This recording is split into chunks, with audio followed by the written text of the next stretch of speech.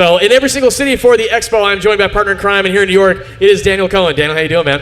I'm good, Matt. Having a wonderful day here, and we're having some great conversations. I was going to say more people should be listening to. I was going to say we're talking to and covering a lot of stuff. So in every single city for the Expo, we sit down with people that are on the front lines of making electrification happen. So the EVRC booth is for information you might not have known. You get to listen to what's going on in the space that's making it happen. You can also come in and ask us some questions if you want. And right now we're joined by Max Bellile, and you are an EV charging consultant. You've been in this space for a while now. You see how the sausage is being made. You know where some of the pitfalls are for how we do this better. So thank you for joining us today. Yeah, thank you so much. Great to be here. So you've been in the space for a while. You've worked with a few networks, is my understanding. And so what is it exactly that you think from our perspective that we need to know from your insights? And we talked to a lot of different experts. I guess let's talk high level. What do you want people to know first about what you know that they need to know? Frankly, I would just say, fully embrace it. I mean, this is coming, this is happening, this is here and now. And then I'm predominantly in the infrastructure space, and I would say that the infrastructure is definitely more accessible than people think or believe. It's just one of those things that you don't really know until you know. It's kind of a little bit of a cultural change, cultural shift. And as soon as you kind of embrace it, it's a minor learning curve, but outside of that, it's honestly a lot better than the gas alternative. So well, we're talking to a lot of folks all day. It's a new fueling experience, and so if you're buying into an EV, yeah, you're buying a new car, but it's really about that new fuel and how you use it. We talked about that a lot with John from NIPA earlier about what does that mean for visibility? How do you talk about the differences? What does it mean for lifestyle? All that stuff. I mean, that is one of my key bugbears in life is about signage for EV charging facilities. But before we get there, so my understanding is you've been focused on particularly identifying property or areas where you can install fast charging hubs. Site acquisition, essentially. Essentially site acquisition. So I spent a year and a half predominantly focused on level 2 infrastructure. So if you're not super familiar, you have level 1, level 2, and level 3 infrastructure. And level 3 comes in various levels too. It's not just of course only level 3. So yeah, exactly. In Chargeway, we call it up to level 7. So yeah, totally. And so. Level 1, you think in terms of days. It's what your iPhone plugs into. And really cool that you can charge a car to full capacity with the same thing you do your iPhone. Yep. It's incredible, and it has its use cases where it's valuable and makes sense, and you don't have to upgrade current infrastructure. And then your level 2, you think in terms of hours. So your dwell time while you're at work, you can just plug in at work. You get out from your work day and you have a full charge.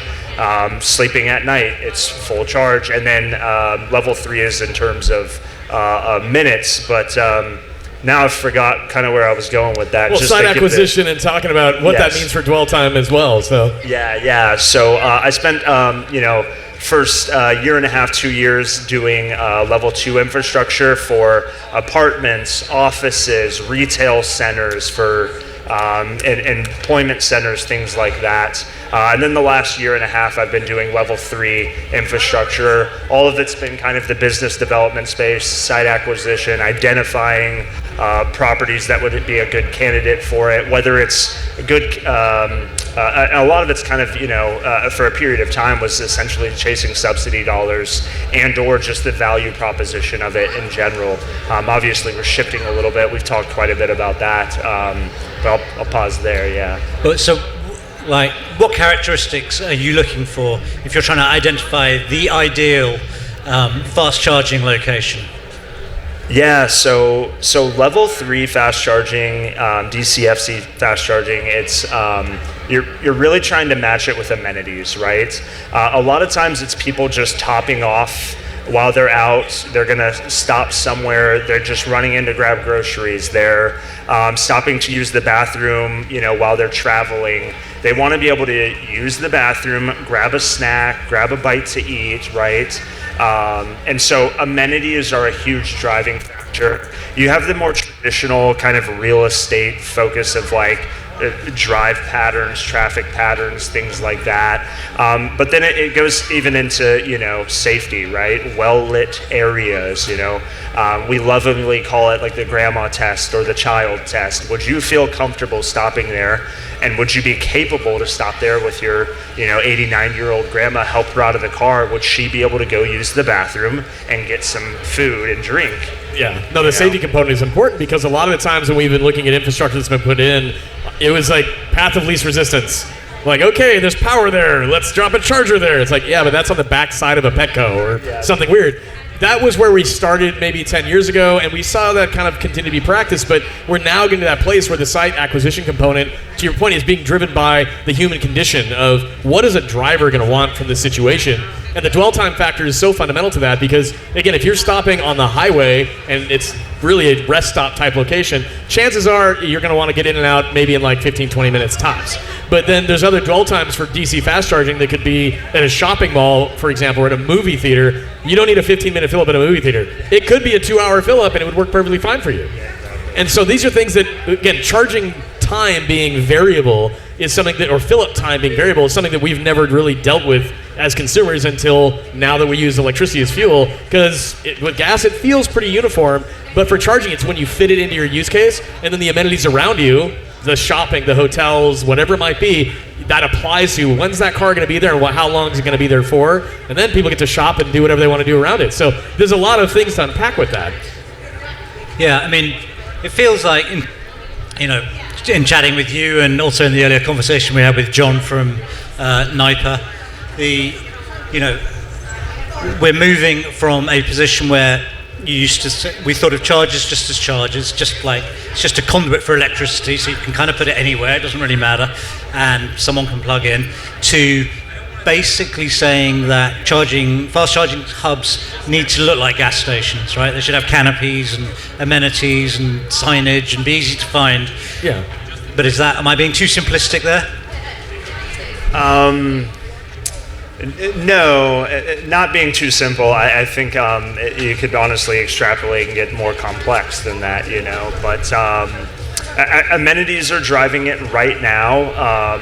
It'll be very interesting to see what happens with autonomous and fleet. There's a lot of ride-sharing programs now for electricity or electric cars that might be out of reach for some people right now. You've got even ride-sharing programs that are starting to incorporate that. So you can try them before you buy them. You can use them as almost like an Uber, things like that. Waymo's coming into our area specifically.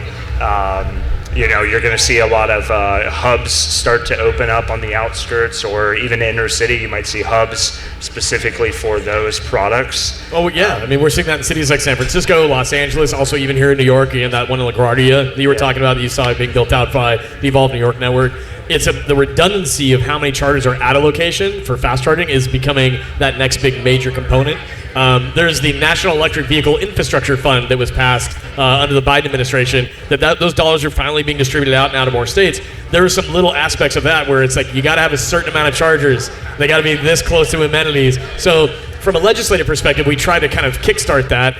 I mean, in the current political climate, that's obviously just not going to be the case moving forward for a while. So how do we start to bridge those gaps? Is it purely private sector? And do a lot of these companies that are installing charging have a real strong understanding of what you're describing? Or are they still using the practice of, oh, there's power there? Okay, cool, we're going to put a charger there. How do we make sure that we mitigate that from happening more? Yeah. Great question, great point. I think the purpose of subsidies has traditionally been to kickstart and get something going that's has a valuable end goal.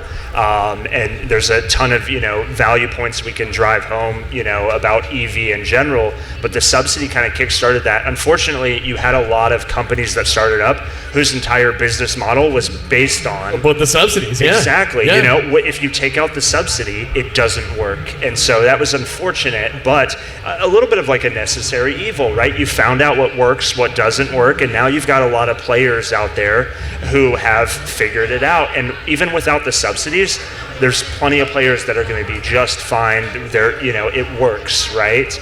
The subsidy made it that much more enticing. It enabled a bunch of middlemen, things like that. But so you're just going to see it continue.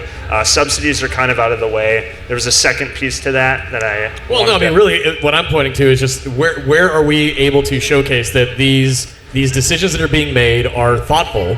Again, and like your description about Iona was a great example. But okay, they've got awnings. They're being really methodical about how they're doing this. Finally, we have that being on the forefront of where the money's being spent. But we still have people that maybe are trying to get chargers in the ground that aren't being as methodical.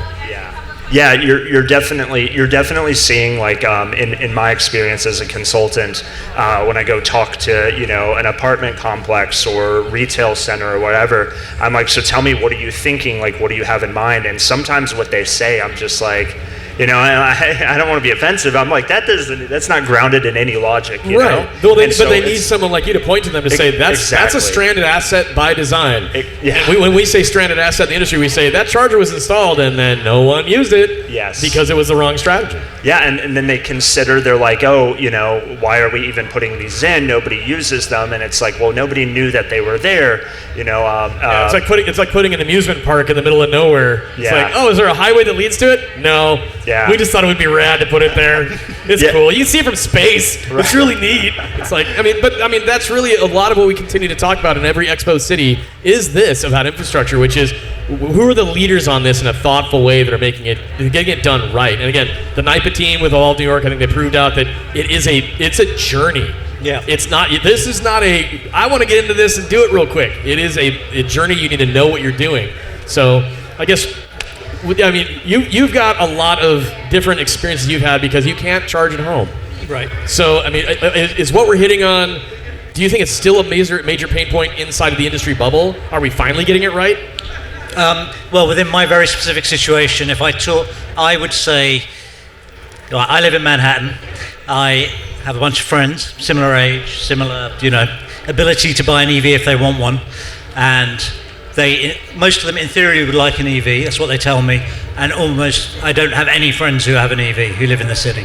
So it's still that we have the product being put in, but it's still this lack of visibility, like you're saying. It's about that. It's about the perceived hassle and the sort of because owning a car in Manhattan, is already a hassle. Is a hassle anyway, right? So why would I want to make more of a hassle? That's basically the logic.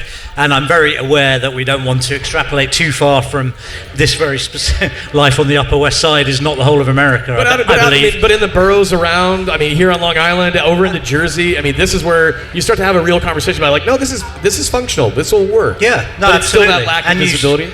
Yeah, but I think what's notable in, this is purely anecdotal, but what I have noticed in New Jersey and New York, around the city to some extent, is there are a huge number now of Magic Dock Tesla stations, right? Way more than there are proportionally in the rest of the country, right? And I think that is, part of the market, or Tesla at least, responding to what they see is happening in the market, which is that not everyone is driving Teslas, but there are a lot of people with EVs who want to be able to charge out there. And sort of, that is a reflection that there is a lot of usage, and they want to make it kind of, I'm not normally going out of my way to compliment Tesla, although they have a lovely pavilion over there, but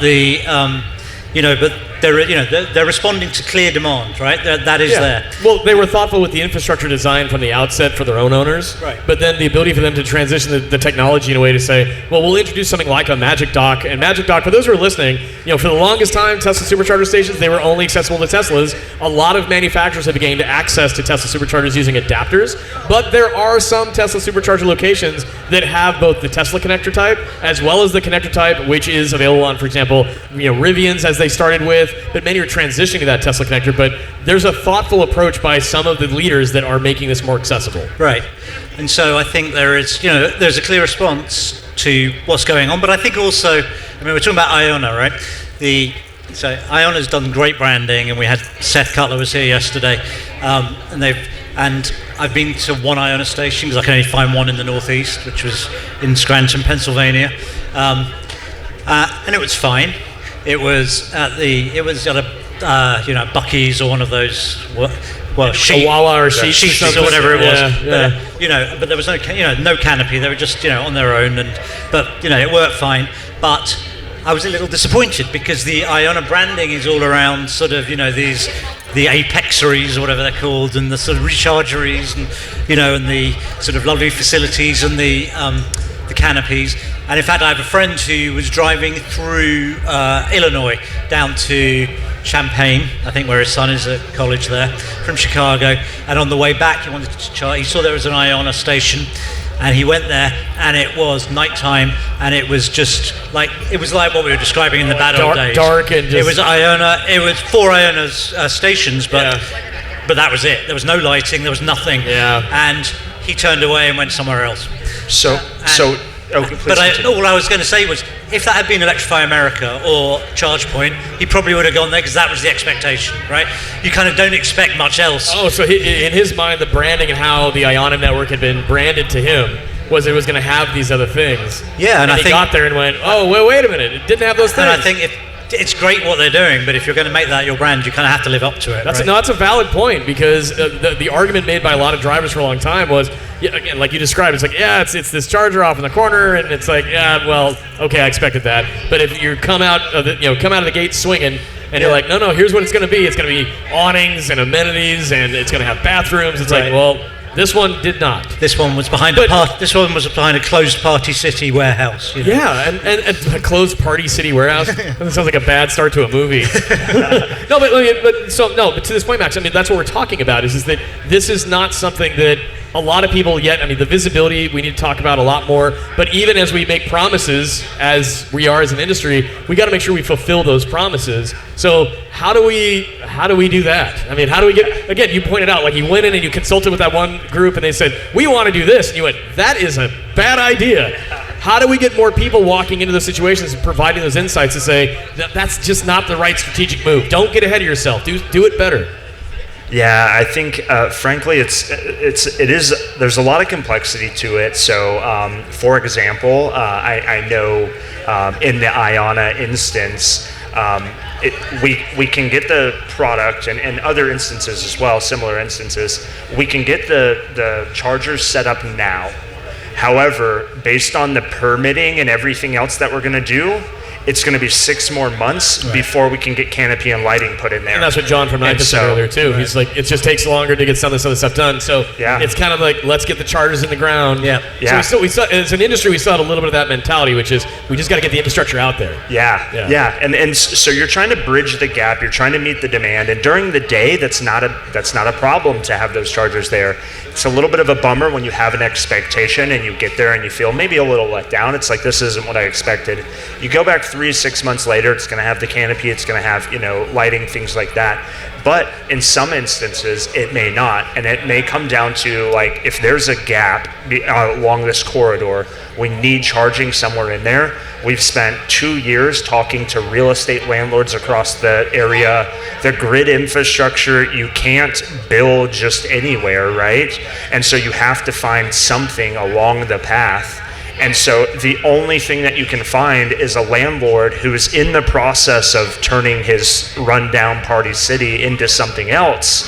But right now, he'll go ahead and let you put the chargers out there. You can build the infrastructure with the canopies and lighting 3 months from now. And by the way, it's under contract with somebody else who in 9 months to a year, this is going to be renovated into something else. And I think so. And we all understand the reasons, right? And so these things are hard.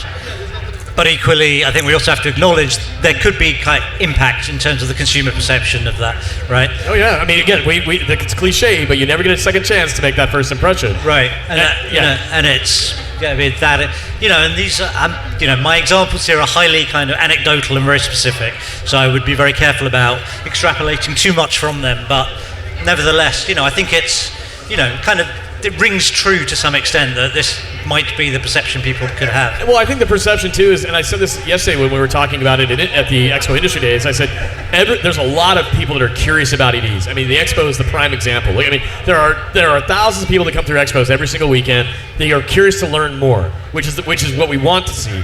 But at the same time, their curiosity is piquing. We as an industry are also creating scenarios by which they might have some skepticism around what that experience might look like. But we also have to pat ourselves on the back a little bit. In the last 5-10 years, what we've gone from a concept of an industry to sitting here and seeing this venue filled the way that it is, we had a lot of wins. And the beauty of it is you can now buy an electric car here in New York, and you can drive it from here to Miami, from here up to Canada, from here all the way to Los Angeles. You can do it because the cars have the capability and the infrastructure is there, but we are making improvements and kind of graduating. Like we were kind of stumbling, kind of like crawl, get to walking, and now we're getting to that moment where we can run as an industry. So to kind of round things out a bit, Max, what is it you see that, from your perspective, are the wins? What are the things that have really surprised you as saying, that worked out really well and that has been beneficial to owners?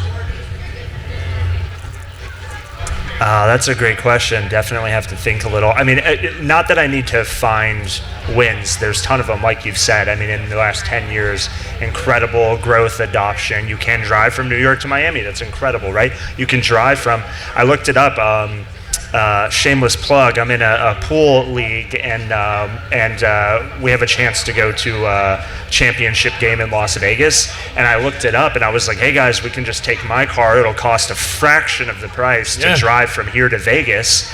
I can turn on, self-driving and drive, less than half of the entire way. And I looked at it, and I mean, it added 2 hours to the trip, right? But, I mean, when you get there, because I've done long distance travel on EVs as well, when you get there, you have more energy. You're more relaxed. You have time to stretch your legs. You have time to, and again, that's one of those things, it's like a little bit of a cultural shift, What vehicle do you drive? What's that? What vehicle do you have? I am in a Tesla. Yeah, I am in a Tesla. But that point about using their solutions like autopilot on the highway, I think is really phenomenal. I've had the same feeling of I've done road trips in the past in gas, done it with a technology like Tesla has, and I do feel more rested when I arrive because I wasn't just white knuckling it to get to the destination. These are little features about what we've developed out through this industry. Companies like Tesla have pioneered it. Companies like Rivian and Ford with Blue Cruise and others that are bringing that same tech together. So the win I think you're pointing to is within electrification, we've got a lot of things where you're still managing around. The infrastructure has grown. You can drive to many, many places. You can trust electricity as a fuel, but owning an EV has a lot of other benefits that come along to it that you just frankly don't get in a gas car.